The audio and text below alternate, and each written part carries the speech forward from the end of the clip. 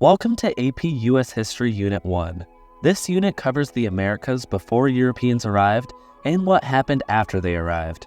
This unit is worth 4 to 6% on your AP exam.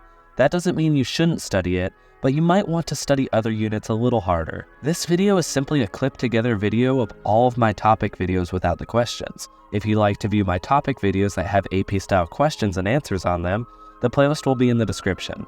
Enough from me though, let's get into it. Topic 1.2 is all about societies in the Americas before the contact of Europeans on the continent. The starting thing to know is that before Europeans came into contact with America, there were many societies that existed inhabited by various Native American tribes. For this video, you need to know how they lived in the Americas. The crop of maize or corn became a staple food of many of these native societies, especially the ones in the Southwest, as the cultivation of maize taught these societies advanced irrigation techniques and supported economic development. One of the most notable tribes thriving from this was the Hohokam, who built extensive canal systems for irrigation. In the Great Basin and the Western Great Plains, many tribes saw the dryness in the area and lived by always moving around and not making permanent settlements. Examples of tribes in this area were the Ute and the Shoshone tribes. The Northeast was much different. The Atlantic and the Mississippi River allowed for permanent villages to be made with these societies functioning on agricultural obligations and hunter-gatherers. A notable tribe in this area was the Cahokia. And this was actually very similar to the people in the Northeast and present-day California area, as they also supported themselves on hunting and gathering and used the Pacific shoreline as a good place to build settlements, with one of my favorite tribes in this area being the Chinook. So in our last video, we talked on societies in the Americas before Europeans came in contact. Well, Mr. Christopher Columbus arrives onto America in 1492, and that changes the way of history for the Americas forever. Essentially, the various European countries decided that they were going to explore and conquest this new land. The reasons for this are very simple. It's the 3 G's: gold, God, and glory. First, Europeans wanted to gain more wealth, which was at the time measured in gold and silver under a system called mercantilism. Since there was a lot of gold in the Americas, conquering land allowed for mines to open up and more wealth going to European countries. The second reason was that Europeans saw the native civilizations in the New World and felt a kind of religious obligation to spread and convert the natives to Christianity, with a special effort from Jesuit missionaries. Finally, there was glory. Back then, the more land a country controlled, the more powerful it was considered. The Americas offered a new frontier to claim and show off to the rest of the world. And that's pretty much it. 1.4 is all about the Columbian Exchange and how it impacted Europe and the Americas.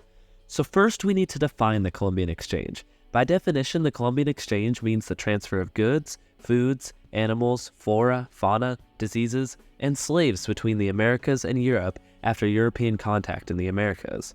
Essentially what happened is when European countries came to America, various things got transferred from one continent to the other. The Americas had revolutionary crops like maize, potatoes, tomatoes, and tobacco that got transferred to Europe. The influx of these foods to Europe caused there to be a population boom, and the transfer of goods allowed for Europe to shift from an economic system of feudalism, where land was owned by nobles and worked by peasants, to capitalism, where trade and industry are controlled by private owners for profit. Also during this time, maritime technologies underwent massive improvements, such as the caravel and astrolabe, meaning it was easier for people to explore. What also made it easier was the implementation of joint stock companies. This was a company that a bunch of people could pool their money into, so if it did well, they would all earn money. If not, they could only lose their initial investment, so it was very low risk. These joint stock companies were the companies funding these voyages to the Americas. As for Europe's effect on the Americas, yes, there was goods, foods, and animals brought to the Americas like wheat, rice, horses, and pigs. But the biggest thing that came from Europe to the Americas was deadly diseases. Europeans had been living with diseases like smallpox and measles for many centuries and had gained a sort of natural immunity to them. The natives, however, did not have the same immunity, and therefore when these diseases got introduced, it's said that 50 to 90% of the native population died because of them. And that's all for this. 1.5 is all about slavery in the New World by the Spanish. In my last video, I didn't go much into detail on this, but along with goods, foods, and diseases, slaves were also transported during the Columbian Exchange. The reason for this was, well, we first need to go back in time. When the Spanish landed in the New World, they wanted to harvest the goods and crops of the land, and therefore decided to enslave the natives through the encomienda system. This was a system where Spanish conquistadors were granted the right to extract labor from the indigenous people living in a particular area. In return, the conquistadors were to provide the natives in this area with religious Christian guidance and take care of their welfare. However, in practice, these obligations were often neglected and poorly fulfilled.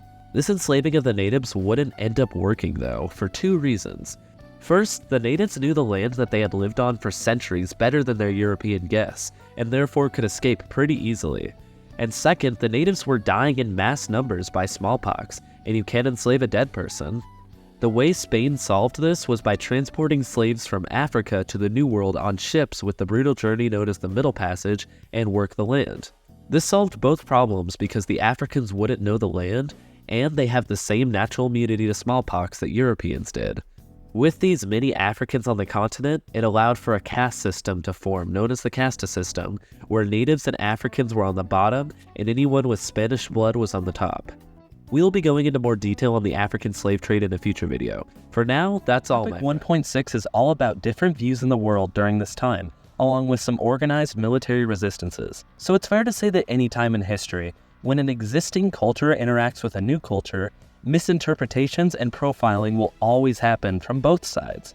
In terms of the natives and Europeans, their cultures had different worldviews on religion, gender roles, family, land use, and power. Over time, Europeans and Native Americans adopted some useful aspects of each other's culture. But as Europeans increasingly attempted to enslave the natives, different military defenses from the natives happened. A few examples of this were the Capul Uprising in the Yucatan and the Taino Rebellion in the Caribbean. And even though documents like the Requerimiento tried to justify harsh treatments of the natives, it sparked debates from around the continent of how Africans and Native Americans should be treated. Though these arguments did exist, any arguments often led to Europeans justifying their treatment of Africans and the natives using culture or race as an answer. Unfortunately, that is most of what early U.S. history is about. Thank you for watching. Please check the description for more help, and I'll see you in Unit 2.